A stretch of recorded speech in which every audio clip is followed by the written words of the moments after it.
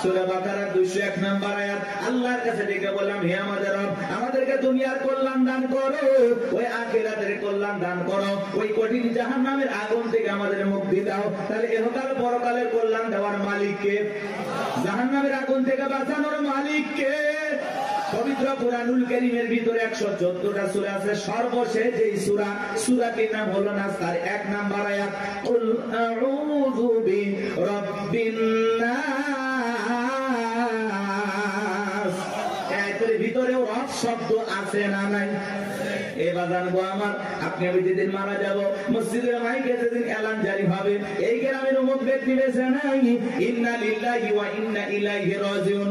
আপনার আমার মৃত্যুর সংবাদ শোনার পরে স্ত্রী কেঁদে বলবে স্বামী নাই, ছেলে কেঁদে বলবে বাবা নাই, মেয়েটা কেঁদে বলবে বাবা নাই, পিতা মাতা বেঁচে থাকলে বলবে কলিজার ধনটা হারাইলাম। আত্মীয় স্বজন সবাই আপনার আমার জানাজায় আসবে শেষ বিদায় দেওয়ার জন্য। বাজান আমার, ওই দামি বিল্ডিং বানাইছেন, দামি বাথরুম বানাইছেন, কোথাও আপনার জীবনের গোসলটা হবে না।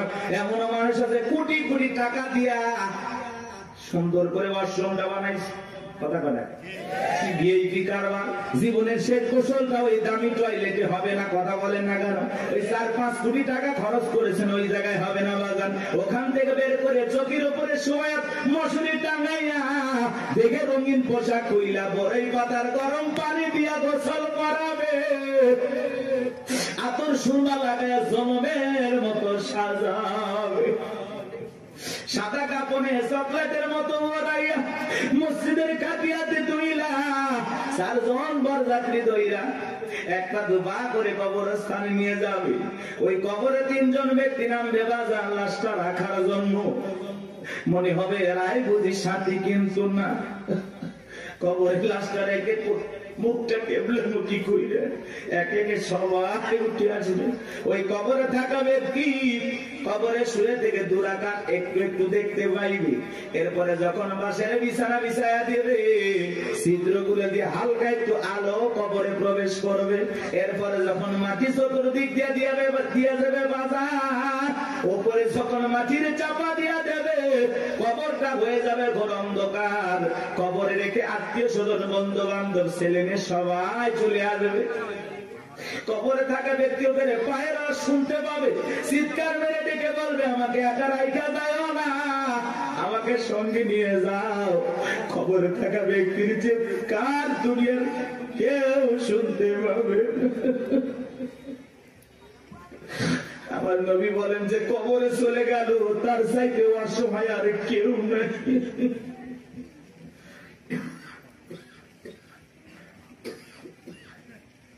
আমার নবী যে বলেছেন, قال رسول الله صلى الله عليه وسلم إنما القبور روضة من رياض الجنة أو حفرة من حفر النار। رواه তিরমিজি।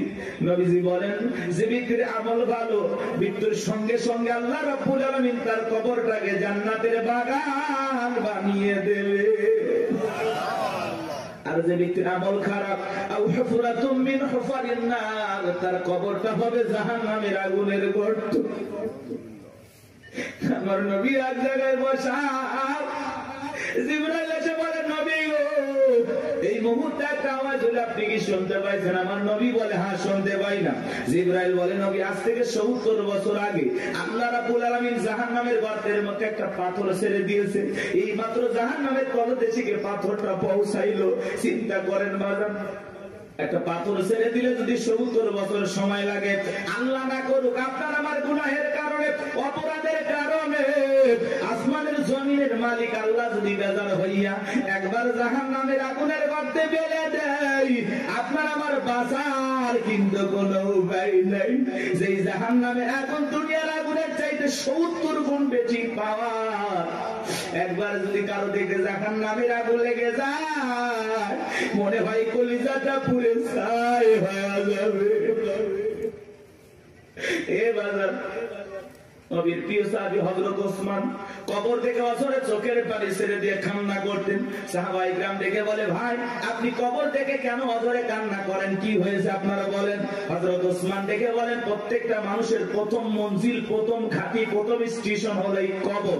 এই কবরের ভিতরে 3টা প্রশ্ন করা হবে। যে সঠিক উত্তর দিতে পারবে তার মিজান ফুলসিরাতে কোনো টেনশন নাই, কিন্তু যে উত্তর দিতে পারবে না তার কিন্তু বাঁচার কোনো উপায় নাই।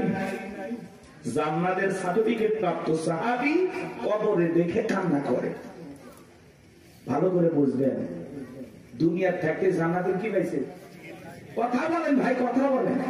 সেই মানুষ কবর দেখলে অঝরে কান্না করেন। মাঝে মাঝে হযরত ওসমান এত কান্না করতেন, কবরস্থানের পাশে তিনি অজ্ঞান হয়ে পড়ে থাকতেন, জ্ঞান হারিয়ে ফেলতেন। আর আমরা সকালে কবর দেয়, বিকেলে যা তাস খেল, জুয়া খেল।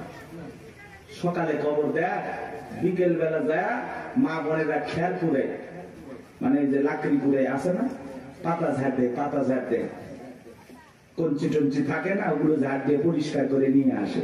ভয় নাই। আগে নতুন কবর দেখলে মানুষ 2-1 দিন ভয় পাইতো।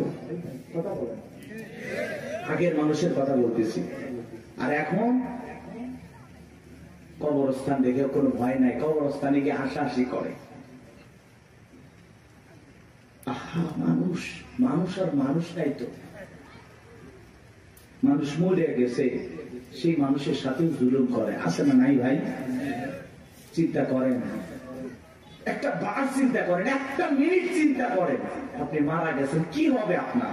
কিভাবে আপনাকে বিদায় দেওয়া হচ্ছে? একটু চিন্তা করে দেখেন, কার জন্য কি করতেছেন, দুনিয়ার মায়ের পরে কি না করতেছেন, সব ফেলায় যেতে হবে।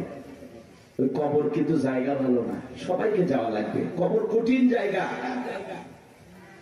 যার আমল ভালো, কবর তার সাথে ভালো আচরণ করবে। যার আমল খারাপ, দুনিয়াতে গান বাজাইছো না, বক্স নিয়েছে ঢিক ঢিক আওয়াজ দিয়া, কবরে যাও।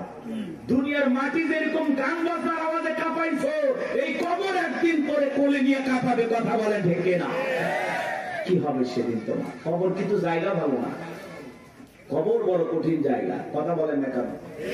6 দিন পরে নখ খসে যাবে, 9 দিন পরে চুল। কবর গায়ের সামান নিতে কইর না কেউ ভুল। কবর জায়গা ভালো নয়, কবর জায়গা ভালো নয়, কবর জায়গা ভালো নয়। আমল দিয়ে কবর গৃহ সাজায়া নিতে হয়। 17 দিনে পেট ফেটে শেষ পোকার খাদ্য হবে। 7 দিন পরে গোস্তা দেবে না, কঙ্কাল পরে রবে। চিন্তা করেন, ইস, এই সুন্দর দেহ, কত রং বেরঙের সাবান, শ্যাম্পু, কত কিছু ব্যবহার করলাম, কত মেডিসিন, কত তেল। কবরে গেলে দেহের বস্তুগুলো খসে পড়বে, পেটটা ফুলে ফেটে যাবে, পোকাগুলো খিলফিল করে নাক মুখতে ঢুকে যাবে, চুলের সৌন্দর্য শেষ হবে,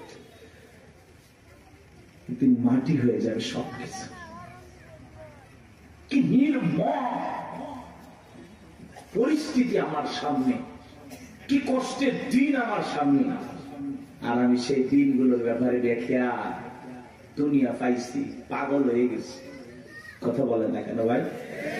কত মানুষের কবর ভেঙে যায়, লাশটার দুর্গন্ধ, নাকে কাপড় দেওয়া লাগে। চিন্তা করেন আপনার আমার কি হবে, কি হবে? 17 দিনে পেট ফেটে শেষ পোকার খাদ্য হবে। 7 দিন পরে গোস্তা দেবে না, কঙ্কাল পরে রবে। 90 দিন হাড়গুলি সব, 90 দিন হাড়গুলি সব আলাদা হয়ে রয়। কবর জায়গা ভালো নয়, কবর জায়গা ভালো নয়, কবর জায়গা ভালো নয়। আমল দিয়ে কবর গৃহ সাজায়া নিতে হয়। ওই কবরের ভিতরে 3টা প্রশ্ন করা হবে বাজান। 1 নাম্বার প্রশ্ন করা হবে, মার রব্বুকা, তোমার রবকে। জীবনের পরতে পরতে সব জায়গায় রব, রুহের জগৎ থেকে শুরু করে জীবনের সব জায়গায় রব রব রব।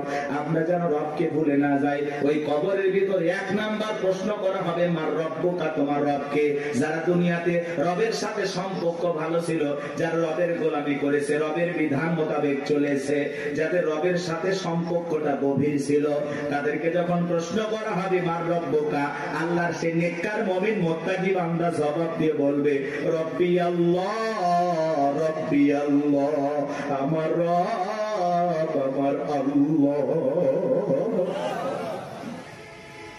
কিন্তু যারা এই দুনিয়ার জমিনে নাফরমানি করেছে, যারা বলে খাও দাও ফুর্তি করো, দুনিয়াটা মস্ত বড়, শয়তানের ওয়াসওয়াসায় পড়ে যারা মিসগাইড হয়েছে, ভুল পথে পরিচালিত হয়েছে, এই দুনিয়ার জমিনে যারা শয়তানের গোলামি করেছে, তাদেরকে যখন প্রশ্ন করা হবে মার রব্বুকা, তোমার রবকে, আল্লাহর সেই সমস্ত বদকার, আল্লাহর সেই সমস্ত অবাধ্য গোলামেরা জবাব দিতে পারবে না, ফেল ফেল করে তাকায় থাকবে।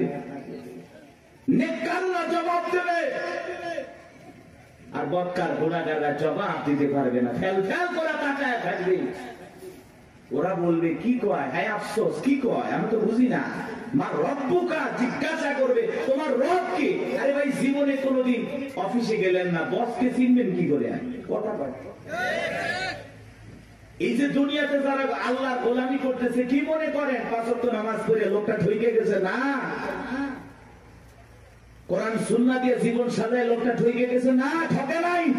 এই যে আমরা দুনিয়াতে আল্লাহর গোলামি করতেছি, এই গোলামির বেতন হিসাবে আল্লাহ আমাদেরকে দেবেন জান্নাত। সুবহানাল্লাহ।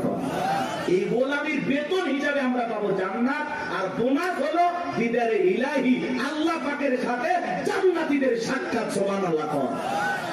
বেতনও আছে, বোনাসও আছে, কিন্তু দুনিয়াতে গোলামি করে কবরে যাওয়া লাগবে। আপনি এক ওয়াক্ত নামাজ পড়েন না, রবের সাথে সম্পর্ক নাই, কেমনে জান্নাতে যাবেন? কথা কয় না ভাই? আপনি তো আল্লাহর অফিসই চেনেন না। আল্লাহর অফিস কোথায় চেনেন? কথা কয় না, কথা কয়। রাগ করতেছেন নাকি? এগুলো বললে অনেকে খারাপ লাগে। এক জায়গায় ওয়াজ করে হুজুর মৃত্যুর ওয়াজ এইভাবে করিয়েন না, ভয় লাগে। এরকম লোক কয় হুজুর আমার প্রচুর মৃত্যুর কথা স্মরণ হয়, আমার এত মৃত্যুর কথা ভয় লাগে, মাঝে মাঝে তো আমি মসজিদে মৃত্যুর ভয়ে ঢুকি না।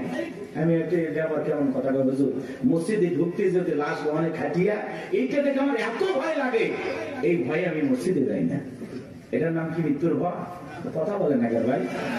কিছু মানুষ আছে কবর করে, বলে না যে আমি 70টা কবর করছি হুজুর, 80টা কবর করছি। আবার পাশের আর একজন লোক হুজুর যে কবর খোঁড়ার কথা বলতেছে, ও আবার যা কবর করে, যে মানুষটা মারা যায় তার ছেলে মেয়েকে বলে, এই তোমার বাবাকে কবর খুললাম, 2 প্যাকেট সিগারেট তো দিলে না। ও যদি 80 লক্ষ কবর করে, কবর কি, কবরে কি হতে পারে এই বুঝ কি আর দিলের ভিতরে আসবে ভাই? কথা বলেন, আসবে? আমাদের অবস্থাটা এমন হয়ে গেছে, কিসের আমল করবো হুজুর? দুনিয়া তো মস্ত বড়, রং তামাশায় আসি ব্যস্ত, রঙিন চশমায় দুনিয়ার সব চাকচিক্য সুন্দর লাগতেছে, একটু গান বাজনা আমোদ প্রমোদ হই বললা। কথা বলে না কেন? হাজি মানুষ হজ করে আসছে, নাক নির্বিয়া, বক্স বাজতেছে, কন্ট্রোল করতে পারে না, হাজি পর্যন্ত ডাক দিয়ে করছে লঙ্গি দেয়া। হাজি হাজি হজ করে আসছে। কথা বাস্তব না অবাস্তব? মিথ্যা না সত্য? এরকম আছে না বাজান?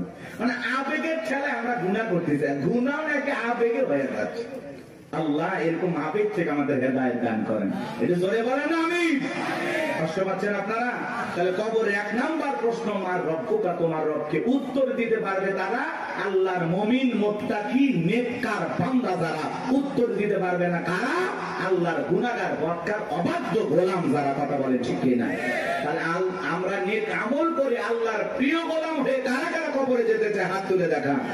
আল্লাহ আমাদের সবাইকে নেক আমল করা তৌফিক দান করুন। চিল্লা বলুন আমিন। আর একটু জোরে বলুন আমিন। ওয়াজ কি শেষ? এবার দেখেন খেলাটা কোন দিকে যায়, এদিকে খেয়াল করেন। কষ্ট পাইছেন? এই যে হেদায়েতের উদ্দেশ্যে 2-4 মিনিট কথা বললাম, এইবার চলেন। আল্লাহ রাব্বুল আলামিন বলেন, ইন্নাল্লাযীনা ক্বালু রাব্বুনাল্লাহ, নিশ্চয়ই যারা বলে আমাদের রব আল্লাহ। আমাদের রব কে? জোরে করেন না ভাই, একটু চিল্লায়ে বলেন আল্লাহ। এই পৃথিবীর জমিনে আল্লাহ যখন কাউকে জিরো থেকে হিরো বানায়, চাওয়ালা থেকে প্রধানমন্ত্রী বানায়, আর মুসলমান জবাই করে। কথা বলে না কেন ভাই? বাংলাদেশে ডক্টর জাকির নায়েক আসবে, ভারতের টেনশন আসবে, আমাদের দেশে আর টেনশন করে ভারতের লোকেরা। কথা বলে না কেন? অনেক উদ্বেগ, তারা বিভ্রান্তিকর বক্তব্য ছড়াচ্ছে যে ডক্টর জাকির নায়েক আসলেই বাংলাদেশে গ্রেফতার করা হবে। কতই সহজ। বাংলাদেশের মানুষকে তো চেনেন না, ধুতি নিয়ে যাইতে পারবেন না। কথা বলে না, কথা বলে না।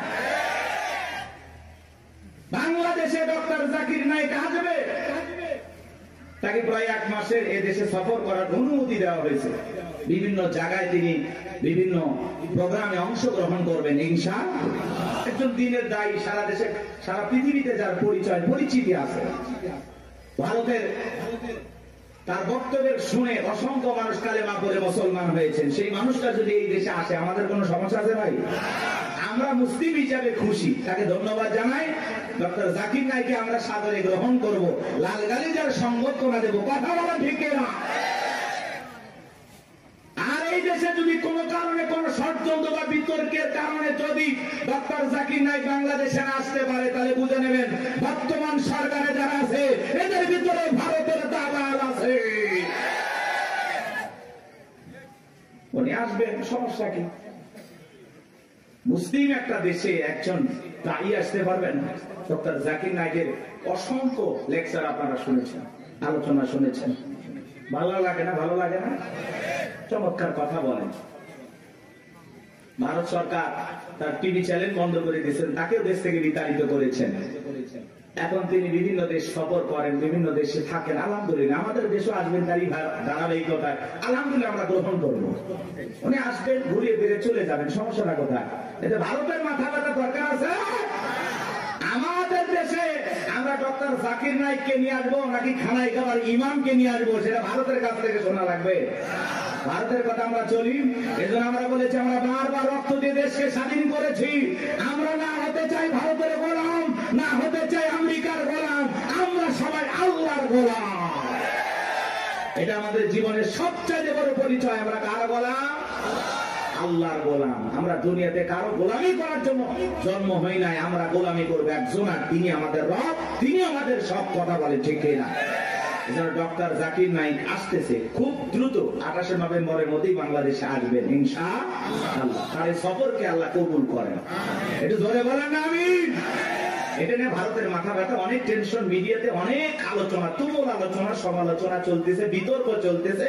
সব বিতর্কের অবসান ঘটবে উনি যখন বাংলাদেশ বিমানবন্দরে পৌঁছাবে। আশা করি উনি আসবে ইনশাআল্লাহ। আমার ভাইরা দিল দিয়ে কথাগুলো বোঝার চেষ্টা করবেন। ইন্নাল্লাযীনা ক্বালু রাব্বুনাল্লাহ, নিশ্চয়ই যারা বলে আমাদের রব আল্লাহ। গভীর মনোযোগ দিয়ে কথাগুলো শুনবেন বাজান। এই পৃথিবীর জমিন আল্লাহ কাউকে জিরো থেকে হিরো বানায়, সাওয়ালা থেকে প্রধানমন্ত্রী বানায়। নিঃস্ব পৃথিবীতে কেউ বেঁচে নাই। চিল্লায় বলে দুনিয়াতে আমার কেউ নাই। সেই মানুষটাকে আল্লাহ নিঃস্ব থেকে ক্ষমতার চেয়ারে বসায়, সেই মানুষটাও ক্ষমতার চেয়ারে বসে জুলুম করে, অত্যাচার করে। কথা বলেন ঠিক কি না? এই পৃথিবীর জমিনে এরকম একজন জালেম ছিল ভবঘুরে, যে নিজেকে আনা রব্বুকুমুল আলা বলে দাবি করেছিল, নিজেকে প্রভু বলে দাবি করেছিল, খোদা বলে দাবি করেছিল, রব বলে দাবি করেছিল। এ ছিল একটা ভবঘুরে যুবক। ভবঘুরে যুবক মানে বোঝেন না? যারা ইয়াবা, ফেনসিডিল, গাঁজা, মদ খায়, গাছক ধাক্কা মারে। ভাইজান সাইদ দেন আছে না? নাই বাড়িতে যা বলে বউ দরজা খোল, কথাকে বোঝেন নাই? বউ যখন দরজা খুলে দিয়েছে, ভাই মা এত দেরি করলি কেন? বউ তখন দিকে বলে কি ব্যাপার, আমার মা কইলি কেন? আজকে একটু বেশি মাল খাচ্ছি, তুই মা না বউ বুঝতে পারতেছি না। এরকম মাতাল আছে না নাই? কিছু কিছু ছেলে পেলে আছে সন্ধ্যা হলে ঘরে দরজা বন্ধ করে জিকির করে, ইজ্ঞাবা ইজ্ঞাবা ইজ্ঞাবা। মা বাবা চিন্তা করে, বাবা এটা কিসের ট্যাবলেট? সরস্বতী গলা ব্যথা। কই কিচ্ছু বোঝার দরকার নাই, টাকা দে নইলে তোর মাথা ফাটাবো। এরকম ইয়াবা খোর আছে না নাই? যারা ইয়াবা খায়, ফেন্সিডিল খায়, গাঁজা মদ খায়, যুবক রে, সমাজের মানুষ তাদেরকে নেশাখোর বলে, টোকায় বলে। যারা নেশা করে তাদেরকে মানুষ ভালো চোখে দেখে না। সে ভালো সন্তান হতে পারে না, ভালো স্বামী হতে পারে না, ভালো বাবা হতে পারে না। নিঃস্ব করে সে সবাইকে। কথা বলে নেশাখোররা তার পরিবারকে নিঃস্ব করে। এই জন্য হাতে পায়ে অনুরোধ করে বলে যায়, যুবক নেশাদ্রব্য পান করা যাবে না, মাদক সেবন করা যাবে না। যে মুখে মা, সেই মুখে মাদক তোলা যাবে না। মাদককে না বলুন। কথা বলে না? মাদক সেবন করা যাবে, নেশাদ্রব্য পান করা যাবে। যারা মদ পান করবে এদের জন্য জান্নাত হালাল না হারাম? ওদের জন্য জান্নাত হারাম হয়ে যায়। জান্নাত যদি হারাম হয়ে যাবেন কোথায়? এই জন্য আমরা দুনিয়াতে নিজেরাই মদ আল্লাহ তাআলা হারাম করে দিয়েছেন, আমি আমার উপরে এটা হারাম মানবো যে না আল্লাহ হারাম করে দিয়েছেন, এই মদকে আমি স্পর্শ করব না, আমি জান্নাতে যাই শরাব পান করব। শরাবের ঝর্ণা আছে, সুবহানাল্লাহ কোন, মধুর ঝর্ণা, দুধের ঝর্ণা, পানির ঝর্ণা, শরাবের ঝর্ণা, হাতের স্পর্শ ছাড়া কি কাজ করতেছে। সুবহানাল্লাহ, জান্নাত যে কত সুখের জায়গা কেমনে বোঝাবো, ও কল্পনা করা যায় না। আল্লাহ এত সুন্দর করে জান্নাত বানাইছে।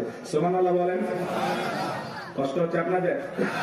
তাহলে এই যুবক নেশাদ্রব্য পান করা যাবে? যাবে? এগুলো আজে বাজে ফালতু জিনিস না খাইয়া, ওই ইয়াবা ফেন্সিডিল না খাই, ওই টাকাটা জমায়া বউকে মাসে একটা করে 3 পিস উপহার দাও।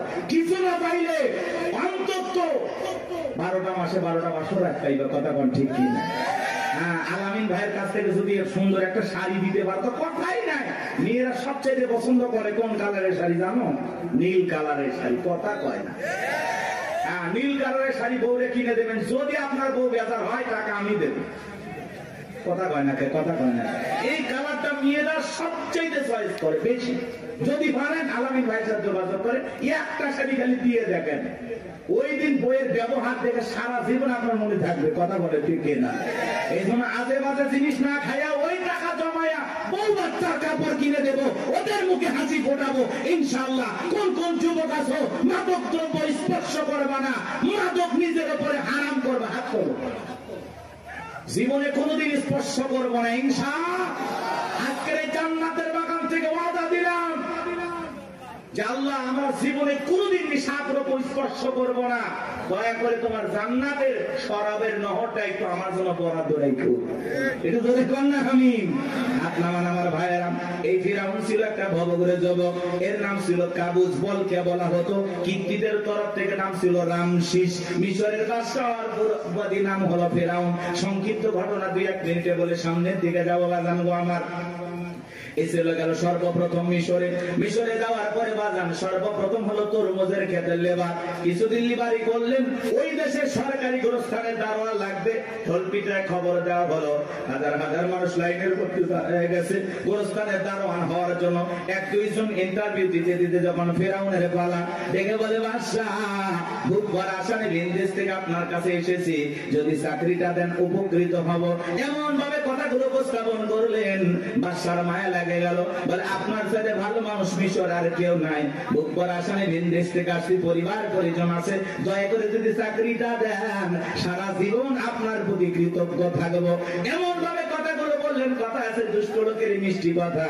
বাদশার ভালো লেগে গেল। বাদশা ডেকে বলে ইন্টারভিউ বন্ধ করো, এই কাবুজ নামের ছেলেটাকে মিশরের সরকারি গোরস্থানের দারোয়ানের চাকরিটা দেওয়া হলো। এইবার সরকারি গোরস্থানের দারোয়ানের চাকরি পাওয়ার পর ফেরাউন চিন্তা করে বাদশা প্রতি মাসে বেতন দিবে, ঠিক আছে, কিন্তু এই টাকা দিয়ে চলবে না, আমার সাইড ইনকাম করা দরকার। এইবার যারা লাশ দাফন করতে আসে ওদেরকে ডেকে বলে, শোনো, লাশ প্রতি একটা করে দিরহাম যদি দাও লাশ দাফন করতে দেবো, না হলে লাশ দাফন করতে দেবো না।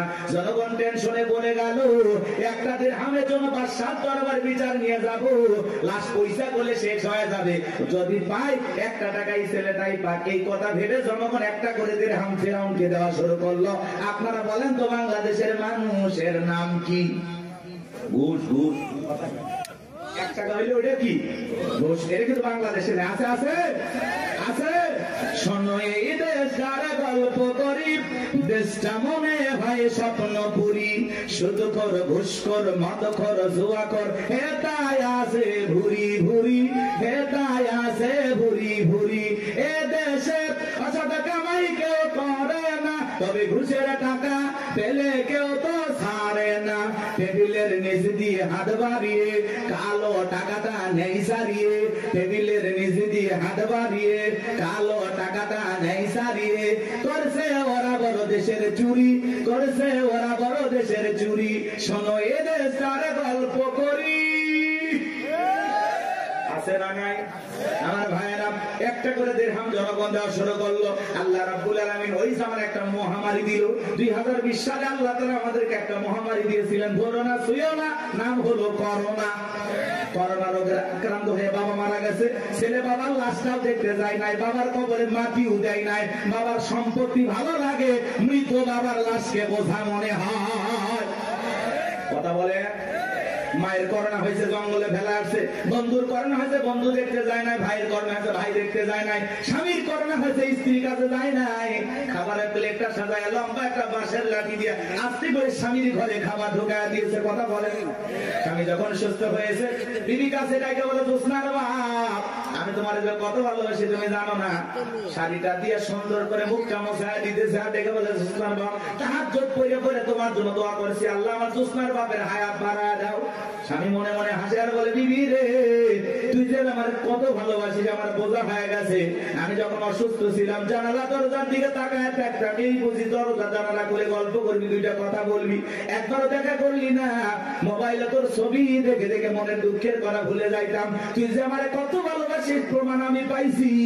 আমি যখন অসুস্থ ছিলাম আমারে তুই বাঁশ দিয়া খাওয়াইছিস। কথা বলা এজন্য করোনা মহামারী বুঝে দিয়েছে দুনিয়াতে কেউ কারো আপন না। কথা বলেন সত্য না মিথ্যা?